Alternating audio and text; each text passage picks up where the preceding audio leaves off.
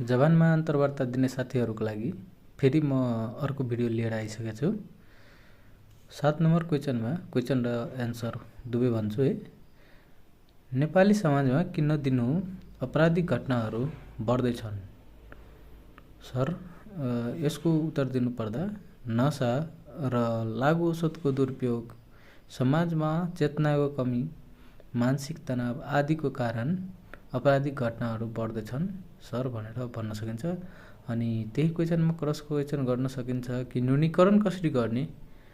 समुदाय प्रहरी साझेदारी बलियो बनाउने सर। समुदाय प्रहरी साझेदारी जुन चाहिँ बाहिर स्कुलहरूमा शिक्षा दिन्छ, जनचेतनामूलक कार्यक्रम सञ्चालन गर्ने सर भनेर भन्न सकिन्छ।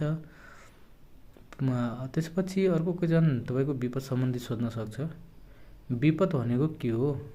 विपद भनेको मानवीय जीवन, सम्पत्ति वा वातावरणमा ठुलो क्षति पुर्याउने घटना हो सर। जस्तै भूकम्प, बाढी, पहिरो, आगलागी, महामारी आदि। नेपाल प्रहरीको भूमिका विपद व्यवस्थापनमा के हुन्छ भनेर सोध्न सकिन्छ।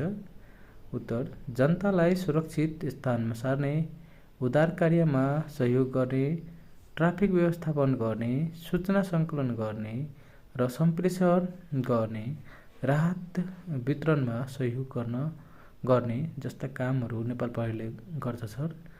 हस्, धन्यवाद। तपाईँहरूलाई भिडियो राम्रो लाग्यो भने लाइक गर्नुहोला, च्यानललाई सब्स्क्राइब गर्नुहोला।